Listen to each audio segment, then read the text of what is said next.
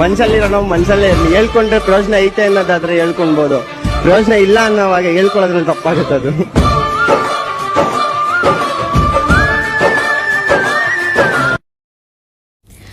ಈ ಚಾನಲನ್ನು ಲೈಕ್ ಮಾಡಿ, ಸಬ್ಸ್ಕ್ರೈಬ್ ಮಾಡಿ. ಅಥಣಿ ತಾಲೂಕಿನ ಪೊಲೀಸ್ ಅಧಿಕಾರಿಗಳಿಗೆ ಸ್ವಾತಂತ್ರ್ಯ ಇಲ್ಲವಾ ಎನ್ನುವ ಪ್ರಶ್ನೆ ಈಗ ಜನರಲ್ಲಿ ಕಾಡುತ್ತಿದೆ. ಅಥಣಿ ತಾಲೂಕು ಭಾರೀ ಮಟ್ಟದ ಗ್ರಾಮಗಳನ್ನು ಹೊಂದಿಕೊಂಡ ತಾಲೂಕಾಗಿದೆ. ದಿನನಿತ್ಯ ಆದರೆ ಸಾಕು, ಜನರ ಸೇವೆಯೇ ನಮ್ಮ ಸೇವೆ, ಜನರ ಸೇವೆ ಮಾಡುವುದು ನಮ್ಮ ಧರ್ಮ ಎಂಬ ದಾರಿಯಲ್ಲಿ ನಡೆಯುತ್ತಾ ಜನರ ಸೇವೆಯಲ್ಲಿ ತಮ್ಮನ್ನು ತಾವು ತೊಡಗಿಸಿಕೊಂಡವರು ಅಥಣಿ ಪೊಲೀಸರು. ಒಂದು ಬಾರಿ ಪೊಲೀಸ್ ಅಧಿಕಾರಿಗಳ ದೀಪದ ಕೆಳಗಿನ ಕತ್ತಲೆ ಜೀವನಗಳನ್ನು ಇಂದು ತಿರುಗಿ ನೋಡೋಣ ಬನ್ನಿ. ಇದೇ ತಾಲೂಕಿನಲ್ಲಿರುವ ಕೆಲವು ಪೊಲೀಸರ ಜೀವನ ದಾರಿಯನ್ನ ನೋಡಿದ್ರೆ ಹೀಗೂ ಇದೆಯಾ ಅಂತ ಅಂದುಕೊಳ್ಳುವುದು ಸುಳ್ಳಲ್ಲ. ಸರ್ಕಾರದಿಂದ ವೇತನ ಬರುತ್ತೆ ನಿಜ, ಆದರೆ ಅವರ ವೇತನಗಳನ್ನು ನೋಡಿದಾಗ ಇವತ್ತಿನ ದಿನಗಳಲ್ಲಿ ಜೀವನ ನಡೆಸುವುದು ತುಂಬಾನೇ ಕಠಿಣವಾದ ಸಂಗತಿ. ಎಲ್ಲ ಕುಟುಂಬಸ್ಥರಂತೆ ಇವರೂ ಕೂಡ ಕೂಡು ಕುಟುಂಬದಲ್ಲಿ ಹುಟ್ಟಿ ಆಟವಾಡಿ ಶಿಕ್ಷಣ ಪಡೆದು ಹುದ್ದೆಯಲ್ಲಿ ಆಯ್ಕೆಯಾಗಿ ಸರ್ಕಾರಿ ನೌಕರರಾಗಿದ್ದಾರೆ. ಇದೇ ಮಾತಿನಲ್ಲಿ ಮಾತ್ರ. ಆದರೆ ಕೆಲವು ಕುಟುಂಬಸ್ಥರ ಕಠಿಣವಾದ ಜೀವನ ನೋಡಿದ್ರೆ ಬೇರೆ ರೀತಿಯೇ ಆಗಿರುತ್ತೆ. ತಂದೆ ತಾಯಿ ಹೆಂಡತಿ ಮಕ್ಕಳು ಎಲ್ರಿಗೂ ಇರುವುದು ಸಹಜವಾದ ವಿಷಯ. ಇವರನ್ನ ನೋಡಿಕೊಳ್ಳುವುದರಲ್ಲಿ ಏನಿದೆ? ನಮ್ಮಂತೇನೆ ಅವರು ಕೂಡ ಕುಟುಂಬಸ್ಥರು. ಹಾಗಿದ್ರೆ ಇವರಿಗ್ಯಾಕೆ ಸ್ವತಂತ್ರ ಇಲ್ಲ ಎನ್ನುವಂತೆ ಏನಾಗಿದೆ ಬಿಡಿ ಸ್ವಾಮಿ ಎನ್ನುವುದು ಮಾತಿನಲ್ಲಿ ನೋಡಿದ್ರೆ. ಇದೇ ಅಥಣಿ ತಾಲೂಕಿನ ಪೊಲೀಸರು ಎಷ್ಟೋ ವರ್ಷಗಳ ಹಿಂದೆ ಕೆಲವರಿಗೂ ಕೂಡ ಒಂದು ಮನೆ ಮಕ್ಕಳಿಗೆ ಶಿಕ್ಷಣ ಕೊಡಿಸುವುದರಲ್ಲಿ ಹಿಂದೇಟು ಹಾಕುವ ಪರಿಸ್ಥಿತಿ ಇದೆ. ಸರ್ಕಾರ ಕೊಡುವ ವೇತನದಲ್ಲಿ ಒಂದು ಕುಟುಂಬ ನಡೆಸುವುದು ತುಂಬಾನೇ ಕಷ್ಟ. ಇವತ್ತಿನ ದಿನಗಳಲ್ಲಿ ಮಕ್ಕಳಿಗೆ ಲಕ್ಷ ಲಕ್ಷ ಡೊನೇಷನ್ ಕೊಟ್ಟು ಶಾಲೆಗೆ ಸೇರಿಸ್ತಾರೆ. ಹಾಗೆ ಆರೋಗ್ಯ ಮತ್ತು ಮನೆ, ಅಣ್ಣ ತಮ್ಮಂದಿರು ಎಲ್ಲರನ್ನ ನೋಡಿಕೊಂಡು ಜೀವನ ನಡೆಸುವುದು ಕಷ್ಟ ಸಾಧ್ಯ. ಮನಸ್ಸಿನಲ್ಲಿ ತಮ್ಮ ಕುಟುಂಬಸ್ಥರ ಹಲವು ನೋವುಗಳನ್ನು ಇಟ್ಟುಕೊಂಡು ಮಕ್ಕಳ ಭವಿಷ್ಯ, ಮನೆಯನ್ನ ಕಟ್ಟುವುದು ಹೀಗೇ ಇರಬೇಕು ಎನ್ನುವ ಕನಸು ಕನಸಾಗಿಯೇ ಉಳಿದಿದೆ. ಅದರಂತೆಯೇ ನಮ್ಮ ಹಿಂದೂ ಧರ್ಮದ ಪ್ರಕಾರ 1 ವರ್ಷಕ್ಕೆ 12 ತಿಂಗಳಲ್ಲಿ ಹಲವಾರು ಹಬ್ಬಗಳನ್ನು ಆಚರಿಸುವುದು ವಿಶೇಷ. ಆದರೆ ಯಾವುದೇ ಹಬ್ಬ ಕಾರ್ಯಗಳು ಬಂದರೂ ಕೂಡ ಇವರು ಆಚರಣೆ ಮಾಡೋದು ತಮ್ಮ ಕುಟುಂಬಸ್ಥರ ಜೊತೆ ಮನೆಯಲ್ಲ, ಸಾರ್ವಜನಿಕರಲ್ಲಿ ಆಚರಣೆ ಮಾಡ್ತಾರೆ. ಅದರಂತೆ ಸಾಕಷ್ಟು ಬಾರಿ ಒಂದು ತಾಲೂಕಿನಿಂದ ಮತ್ತೊಂದು ತಾಲೂಕಿಗೆ ಬಂದು ರಾಜಕೀಯ ಮುಖಂಡರಾಗಿ ಹೋಗುವುದು ಹಾಗೂ ಗಲಾಟೆಗಳು ನಡೆಯದಂತೆ ನೋಡಿಕೊಳ್ಳುವುದು. ಇಷ್ಟು ನೋಡಿದ್ರೂ ಕೂಡ ಯಾವ ಸರ್ಕಾರ ಇರುತ್ತದೆ ಆ ಸರ್ಕಾರದ ವಿರೋಧ ಪಕ್ಷದ ಮಾತಿನ ಬಾಯಲ್ಲಿ ಎಷ್ಟು ಮಾಡಿದ್ರೂ ಕೂಡ ಒಂದು ಮಾತು ಬರುವುದು ಗೊತ್ತಿದ್ದ ಸಂಗತಿ. ಹಾಗೆ ರಾಜ್ಯ ಸರ್ಕಾರ ಯಾವುದೇ ಇರಬಹುದು, ಅವರ ಅಡಿಯಲ್ಲಿ ಅವರು ಹೇಳಿದಂತೆ ನಡೆದುಕೊಳ್ಬೇಕು. ಒಂದು ಬಾರಿ ಎಲ್ಲಾದರೂ ನಡೆದುಕೊಳ್ಳಲಿಲ್ಲ ಎಂದರೆ ಈ ಊರಿನಿಂದ ಮತ್ತೊಂದು ಊರಿಗೆ, ಆ ಊರಿನಿಂದ ಮತ್ತೊಂದು ಊರಿಗೆ ವರ್ಗಾವಣೆ ಮಾಡಿ ರಾಜಕಾರಣಿಗಳನ್ನು ಸಹಿಸಿಕೊಂಡು ಹೋಗುವುದು ಪೊಲೀಸರ ಗೋಳು.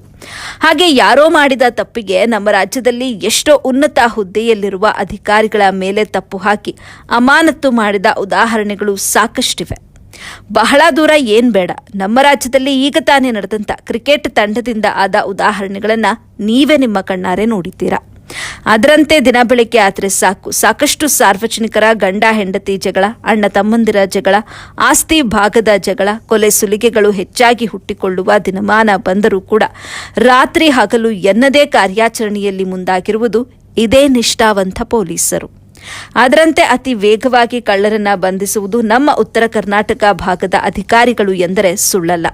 ಅದು ಏನೇ ಇರಲಿ, ಹೇಗೆ ಇರಲಿ, ಕರ್ನಾಟಕ ರಾಜ್ಯ ಸರ್ಕಾರ ಗಡಿಯಲ್ಲಿ ದೇಶ ಕಾಯುವ ಸೈನಿಕರ ಗೌರವ ಸ್ಥಾನಮಾನ ಹೇಗಿದೆ ಅದರಂತೆಯೇ ನಾಡಿನ ಪೊಲೀಸರಿಗೂ ರಾಜ್ಯ ರಾಜಧಾನಿಯಲ್ಲಿ ಬರುವ ಎಲ್ಲ ಜಿಲ್ಲಾ, ತಾಲೂಕು, ಗ್ರಾಮಗಳು, ಪಟ್ಟಣ ಜನರ ರಕ್ಷಣೆ ಮಾಡುವುದು.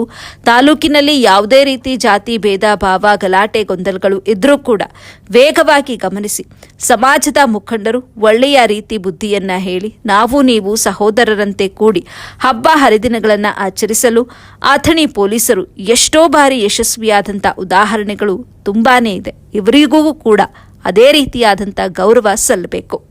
ಇನ್ನು ಅಥಣಿ ತಾಲೂಕಿನ ಮಹಾರಾಷ್ಟ್ರ ಗಡಿಯಲ್ಲಿ ತುಂಬಾ ಅಂತರ ಇಲ್ಲದ ಕಾರಣದಿಂದಾಗಿ ಹಲವಾರು ಕಳ್ಳರು ಅಥಣಿ ತಾಲೂಕಿಗೆ ಬಂದು ಕಳ್ಳರನ್ನೇ ಬಂಧಿಸುವಲ್ಲಿ ಯಶಸ್ವಿ ಕಂಡವರು. ಅದರಂತೆಯೇ ಚಿಕ್ಕ ಮಕ್ಕಳು ಕಾಣೆಯಾದ 24 ಗಂಟೆಯೊಳಗೆ ಆರೋಪಿಗಳನ್ನು ಬಂಧಿಸುವಲ್ಲಿ ಯಶಸ್ವಿ ಕಂಡವರು. ಹಾಗೆ ಇತ್ತೀಚಿನ ದಿನಮಾನಗಳಲ್ಲಿ ಆಕ್ಸಿಡೆಂಟ್ಗಳು ತುಂಬಾನೇ ನಡೆಯುವುದು ಸಹಜವಾಗಿಬಿಟ್ಟಿದೆ. ಕುಡಿದು ವಾಹನ ಚಲಾಯಿಸಿ ಅಪಘಾತವಾಗಿ ಪ್ರಾಣ ಕಳೆದುಕೊಳ್ಳುವುದು ಕೂಡ ಸಹಜವಾದ ವಿಷಯವಾಗಿತ್ತು. ಇದನ್ನು ತಡೆಗಟ್ಟಲು ಡಿಎಸ್ಪಿ ನೇತೃತ್ವದಲ್ಲಿ ಸಿಪಿಐ, ಪಿಎಸ್ಐ, ಎಎಸ್ಐ ಹವಲ್ದಾರರು, ಪೊಲೀಸರು, ಹೋಂಗಾರ್ಡ್ಗಳು ನಾವೆಲ್ಲ ಒಂದೇ ಕುಟುಂಬಸ್ಥರ ಮಕ್ಕಳು. ಕಾನೂನಿನಲ್ಲಿ ಹೇಗೆ ನಮಗೆ ದಾರಿ ಇರುತ್ತದೆ ಅದರಂತೆ ನಡೆದುಕೊಳ್ಳಬೇಕು ಅಂದುಕೊಂಡು ತಮ್ಮ ಗಾಡಿಯಲ್ಲಿ ಇಟ್ಟುಕೊಂಡು ಕೆಲಸವಾದ ಡ್ರೈವರ್ಗಳಿಗೆ ಸರ್ಕಾರದಿಂದ ದಂಡ ವಿಧಿಸುವುದು, ಭಾರಿ ಮಟ್ಟದ ಮ್ಯೂಸಿಕ್ ಸಿಸ್ಟಮ್ ಅನ್ನು ತೆಗೆದುಕೊಂಡು ನ್ಯಾಯಾಂಗಕ್ಕೆ ಒಪ್ಪಿಸಿ ಅಲ್ಲಿ ಪಡೆದುಕೊಳ್ಳಿ ಎಂದು ಎಚ್ಚರಿಕೆ ಪತ್ರದ ಮೇಲೆ ಚಾಲಕರನ್ನ ಬಿಟ್ಟು ಕಳುಹಿಸುತ್ತಾರೆ. ಹೀಗೆ ಅಥಣಿ ತಾಲೂಕಿನಲ್ಲಿ ಇತ್ತೀಚಿನ ದಿನಗಳಲ್ಲಿ 100 ಟ್ರ್ಯಾಕ್ಟರ್ ಚಾಲಕರಿಗೆ ದಂಡ ವಿಧಿಸಿದ್ದಾರೆ. ವಾಹನ ಚಲಾಯಿಸುವಾಗ ಹೆಲ್ಮೆಟ್ ಧರಿಸದವರಿಗೆ ಬುದ್ಧಿ ಹೇಳಿ ತಪ್ಪು ಮಾಡಿದವರನ್ನ ಕೂಡಲೇ ಬಂಧಿಸುವಲ್ಲಿ ಯಶಸ್ವಿಯಾದ ಅಥಣಿ ತಾಲೂಕಿನ ಡಿಎಸ್ಪಿ, ಸಿಪಿಐ, ಪಿಎಸ್ಐ, ಪೊಲೀಸ್ ಸಿಬ್ಬಂದಿ ಭಾರಿ ಮಟ್ಟದ ಆಕ್ಸಿಡೆಂಟ್ ಆಗುವುದನ್ನು ತಡೆಗಟ್ಟಿ ಕಳ್ಳತನ ಪ್ರಕರಣಗಳನ್ನು ಕಡಿಮೆ ಮಾಡಿ ಯಶಸ್ವಿ ಕಂಡವರು. ಇಂತಹ ನಿಷ್ಠಾವಂತ ಪೊಲೀಸ್ ಅಧಿಕಾರಿಗಳನ್ನು ನೋಡಿದ ಅಥಣಿ ತಾಲೂಕಿನ ವಿದ್ಯಾರ್ಥಿಗಳು, ಜನರು ನಮ್ಮ ಪೊಲೀಸರಿಗೆ ಧನ್ಯವಾದಗಳನ್ನು ಹೇಳ್ತಿದ್ದಾರೆ. ಅಂತೇನೆ ರಾಜ್ಯ ಸರ್ಕಾರ ಪೊಲೀಸರಿಗಿರುವ ಕೊರತೆಗಳನ್ನು ನೀಗಿಸಿ ಮತ್ತು ಇವರ ಕಾರ್ಯಕ್ಕೆ ಹೆಚ್ಚಿನ ಗೌರವವನ್ನು ಕೊಟ್ಟು ಸೂಕ್ತ ಸ್ಥಾನಮಾನಗಳನ್ನು ನೀಡಿ ವೇತನ ಹೆಚ್ಚಿಗೆ ಮಾಡಿ ಎಲ್ಲರಂತೆ ಸ್ವತಂತ್ರವಾಗಿ ಬದುಕಲು ದಾರಿ ಮಾಡಿಕೊಡಬೇಕು ಎನ್ನುವ ಮಾತು ಈಗ ಕೇಳಿಬರುತ್ತಿದೆ.